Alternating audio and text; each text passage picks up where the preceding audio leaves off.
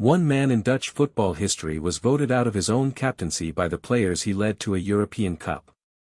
Not injured. Not retired. Voted out. By his own teammates. And the man they removed didn't sulk quietly, he forced a transfer within months and never looked back. That man was Johan Cruyff. You know the highlight reel. The Cruyff Turn. Total football. The number 14 shirt that became a philosophy instead of a piece of laundry. The genius who took a mid-size European nation and turned it into the most influential footballing culture on the planet, a culture Barcelona and the Dutch national team are still living off 40 years later. That's the version of Cruyff you get in the documentaries with the soft piano music. Reverent. Untouchable. A saint with a headband. But talk to the people who actually worked with him, the ones who stood next to him in a dressing room, who reported to him as a coach, who competed with him for a place in a team he considered his personal property, and you get a completely different man. Colder. Sharper. Someone who didn't just want to win the argument, he wanted to be the only person allowed to have one. So today we're counting down 5 relationships that Cruyff didn't just have friction with, he detonated. 5 men who, in one way or another, ended up on the wrong side of Johan Cruyff's certainty that he was right and everyone else was in his way. Some of these fights cost people their careers. One of them cost a man his place in his own country's history. And by the end, you're going to have to decide something for yourself, because even I'm not sure this one has a clean answer. And what's striking, once you line these 5 up next to each other, is how differently each conflict started. One was ideological, fought entirely through press quotes and columns between 2 men who barely stood on the same touchline. One was institutional, born out of a boardroom disagreement that somehow ended up in front of a judge. One was almost invisible to the outside world for years, buried inside a mentor-student relationship everyone assumed was harmonious. One played out in a locker room vote most fans never even heard about at the time. And one quietly ended a career without a single dramatic headline attached to it, just a slow accumulation of closed doors. Different rooms. Different decades, some of them. But the same person standing in the middle of every single one. Let's start at the edge of the list. The most distant conflict. The one that was never personal, until Cruyff made it personal anyway. Here's the thing about this one. These 2 men barely crossed paths as rivals in real time. Different eras, different leagues for most of it, no direct managerial battles that defined either man's career. On paper, this shouldn't even make the list. Except Cruyff didn't need a shared touchline to go to war with someone. He needed a philosophy he despised, and Mourinho handed him one on a plate.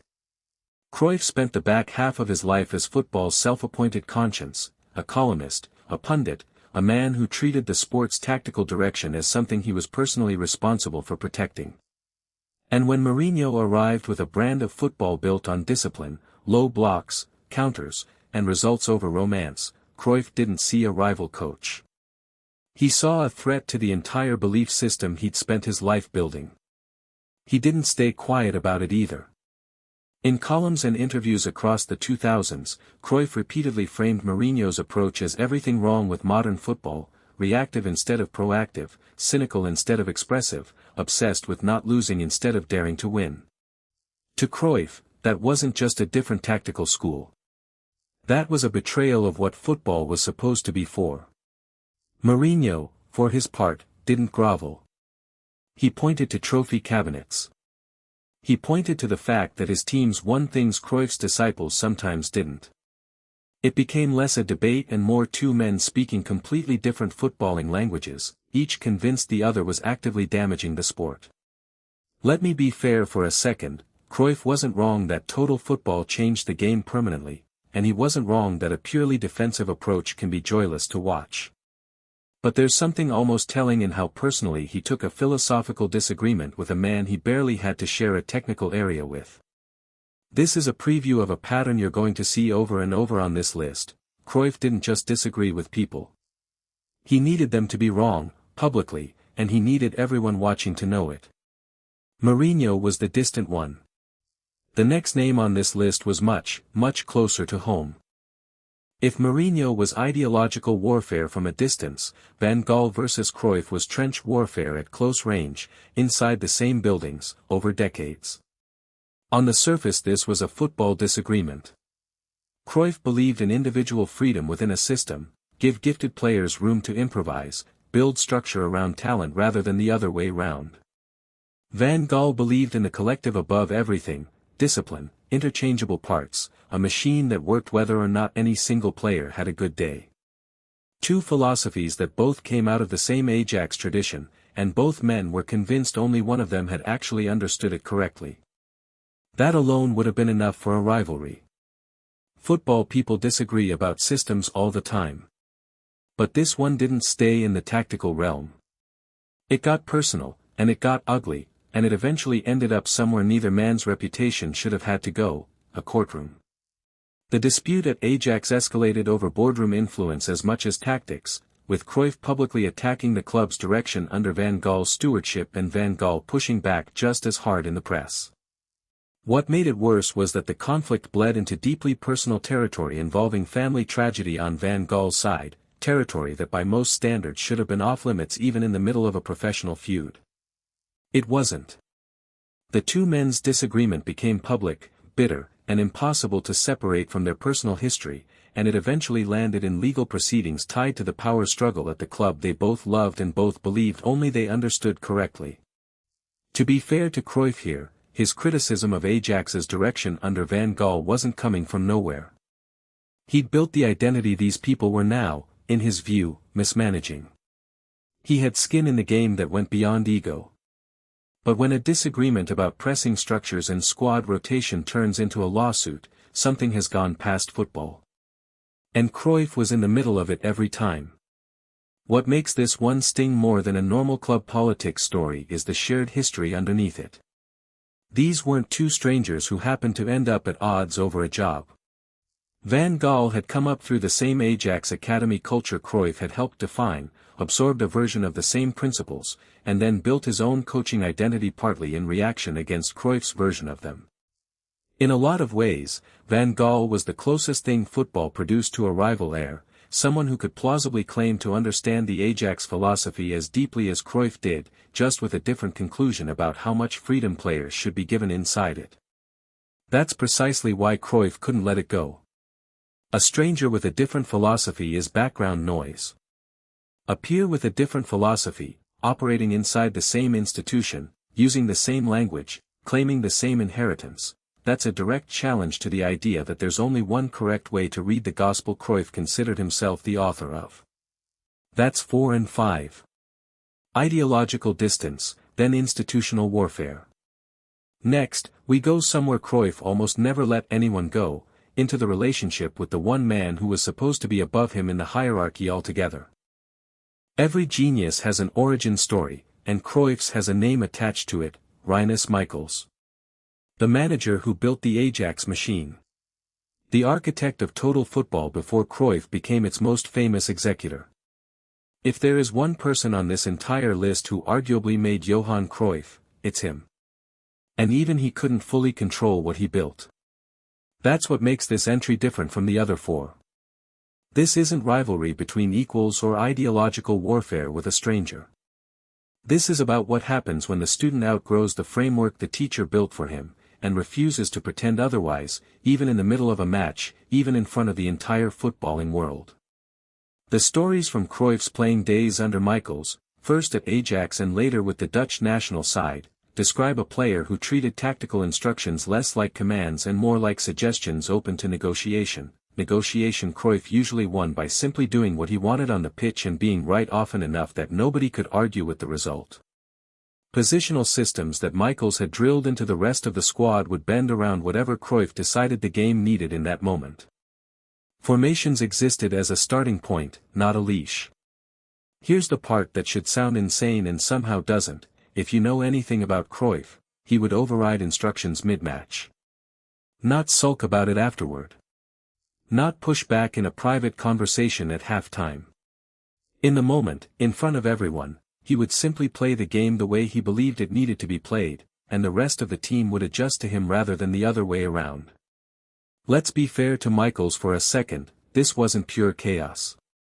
Michels was tactically astute enough to know when a genius overriding his structure was actually improving it, and there's a strong argument that some of total football's most iconic moments came from exactly that friction, Michels' system providing the scaffolding and Cruyff's improvisation providing the soul. In a sense, they needed each other. The system needed a player brilliant enough to bend it without breaking it. And Cruyff needed a structure disciplined enough to make his brilliance legible to everyone else on the pitch. But make no mistake about what this relationship tells you. Even the one man who had built an authority over Cruyff, the coach, the mentor, the architect, never actually had full control. Cruyff answered to results and to his own judgment, and if those two things lined up, the chain of command was, at best, a formality. That's the pattern with entry 3. It's not really a feud in the traditional sense. It's something quieter and in some ways more revealing, proof that Cruyff didn't just resist authority he disagreed with. He resisted authority, period, including from the man who gave him the platform to become who he was. There's also a generational irony sitting underneath this one that's worth pointing out. Decades later, when Cruyff himself moved into coaching, accounts from that era describe a manager who expected exactly the kind of deference from his own players that he'd never been willing to give Michels. The same flexibility he'd claimed for himself as a player, the right to override a system in real time because he believed he understood the game better than the man drawing up the tactics, became much harder to find once Cruyff was the one standing on the touchline instead of running the pitch.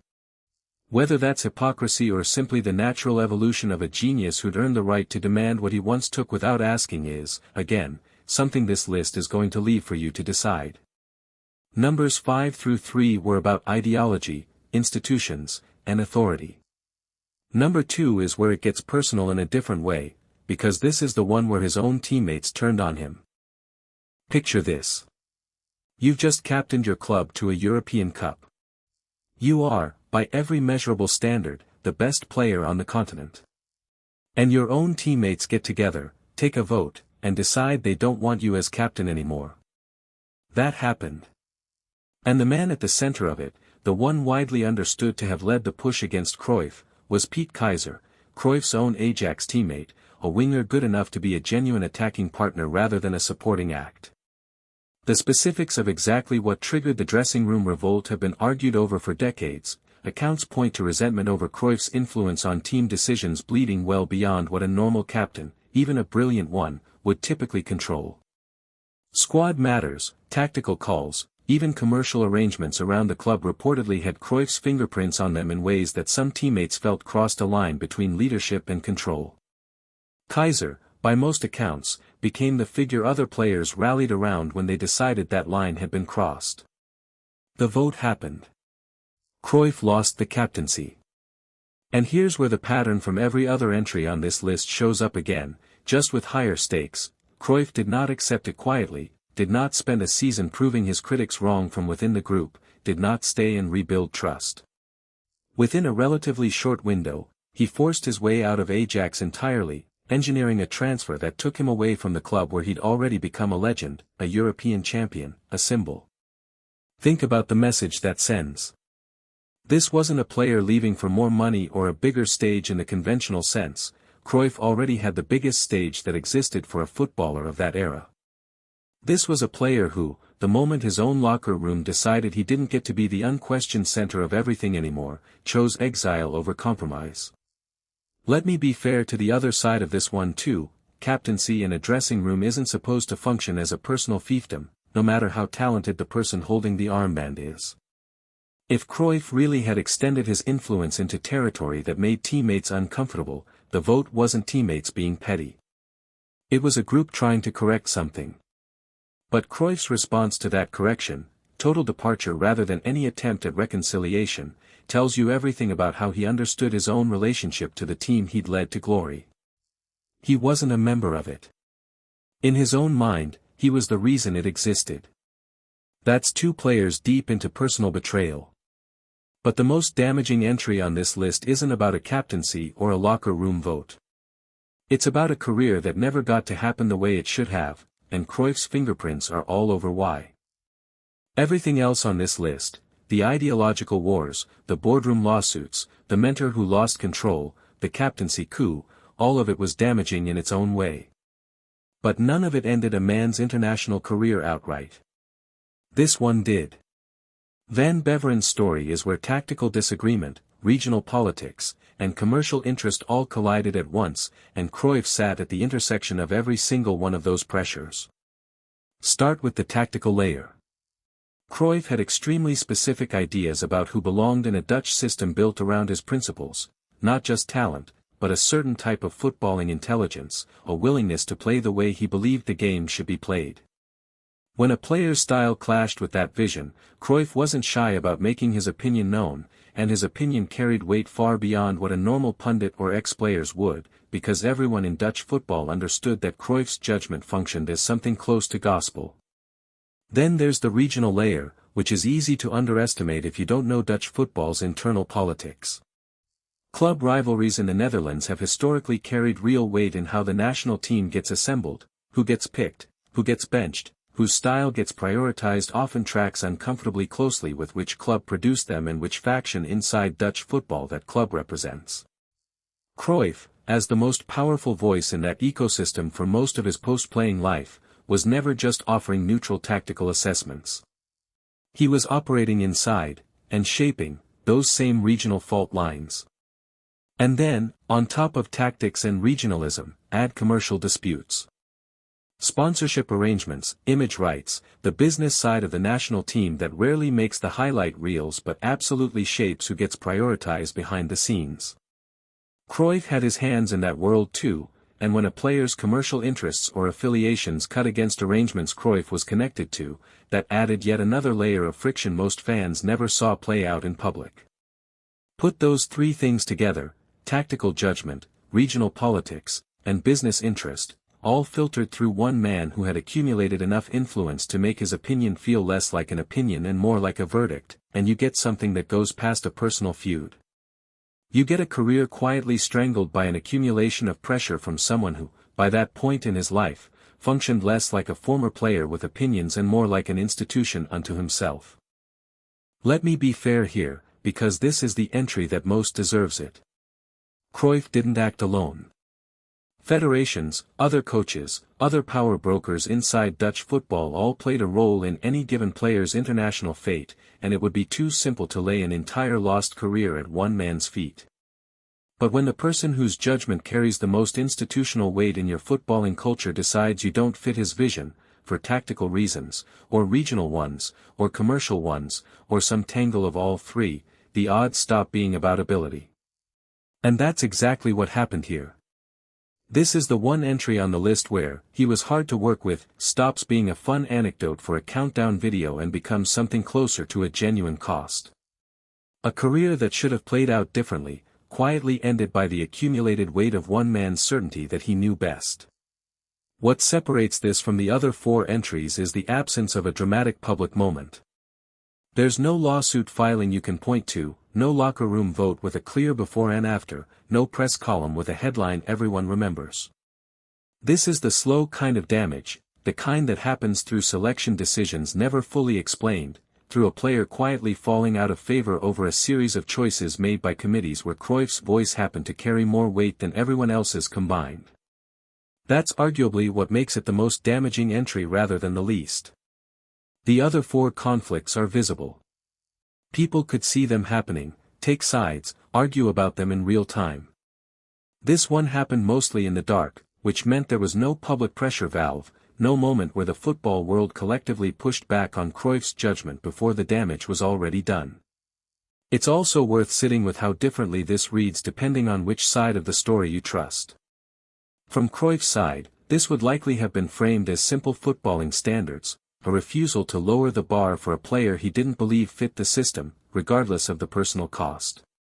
From Van Beveren's side, and from the side of anyone who watched a career quietly wind down under circumstances that never quite added up, it looks like something closer to a verdict handed down by a man who had accumulated far more institutional power than any single former player probably should have held. So here's where we land. 5 names. 5 different flavors of the same underlying truth. Mourinho, a philosophical war with a man he never had to share a dressing room with. Van Gaal, an institutional conflict that curdled into something personal enough to end up in a courtroom. Michels, proof that even the man who built Cruyff's platform never fully controlled what he'd built. Keizer, a captaincy stripped away by his own teammates, answered with total exile rather than reconciliation. And Van Beveren, a career that never recovered from being on the wrong side of Cruyff's judgment at exactly the wrong moment. Different situations. Different stakes. Same pattern underneath all of them. Cruyff didn't experience disagreement as something to be managed. He experienced it as something to be defeated. Whether that disagreement came from a rival manager, a fellow visionary, his own mentor, his own teammates, or a player whose career depended on staying on his good side, the result tended to look the same. Cruyff didn't bend, and the people around him usually paid some kind of price for the collision. Now, let's be fair one more time, because this list has a real risk of making Cruyff sound like nothing more than a difficult, controlling man who burned bridges for sport. That's not the whole picture, and it wouldn't be honest to pretend it is. The same refusal to compromise that ended relationships and, in at least one case, seemingly ended a career, is inseparable from the football that changed everything. Total football doesn't exist in the form we know it without a player willing to override his own mentor's instructions mid-match because he genuinely believed he understood the game better in that moment.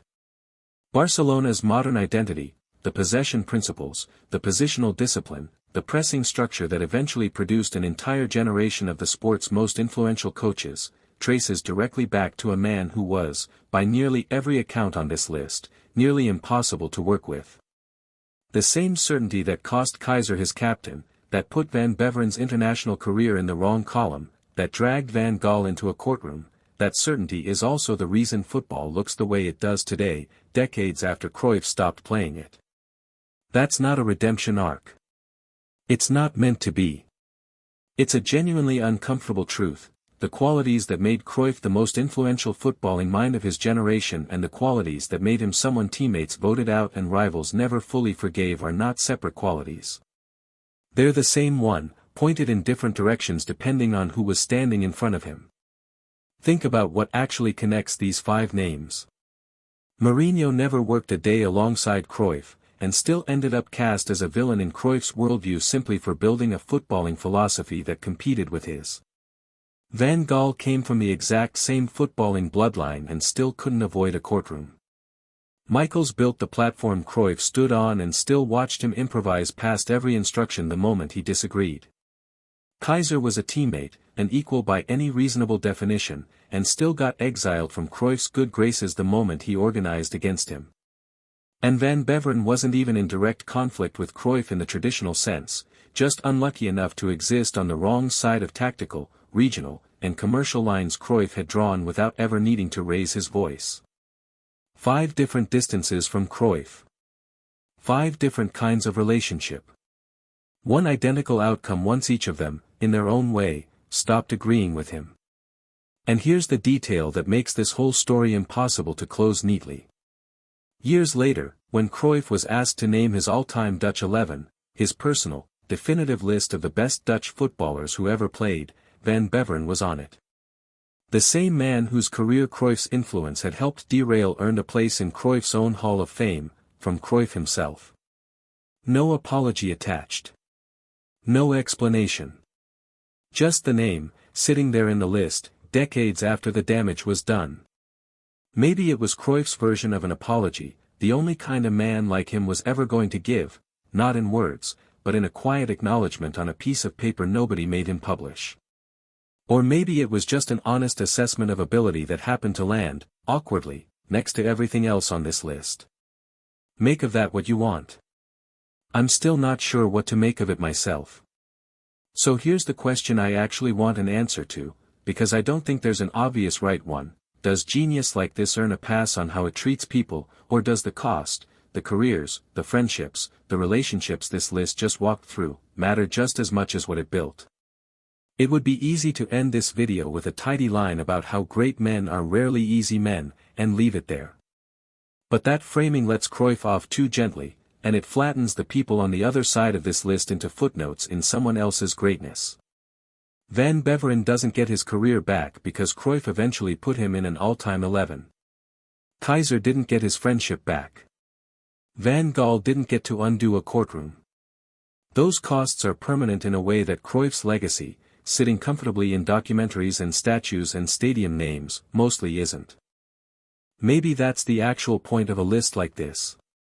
Not to tear down what Cruyff built, because what he built is real and it's still shaping how football gets played at the highest level right now, this year, in this tournament. But to remember that the reverent version of his story is only half of it. The other half walked away with something taken from them, and most of them never got a public apology to go with the eventual, unexplained inclusion in his all-time 11. Drop your take in the comments. I read every one of them, genuinely. A like on this video helps way more than you'd think when it comes to getting this kind of story in front of more people. And subscribe if you want more of this, the real conflicts behind the football history that usually gets told with the rough edges sanded off. There's a version of every legend that gets built for public consumption, and there's the version the people closest to them actually lived through. This list has been about the second version. Not to cancel the first one, just to make sure it doesn't get to stand there unchallenged. This won't be the last one, trust me. Football at this scale is never just a tournament. It's a moment in time.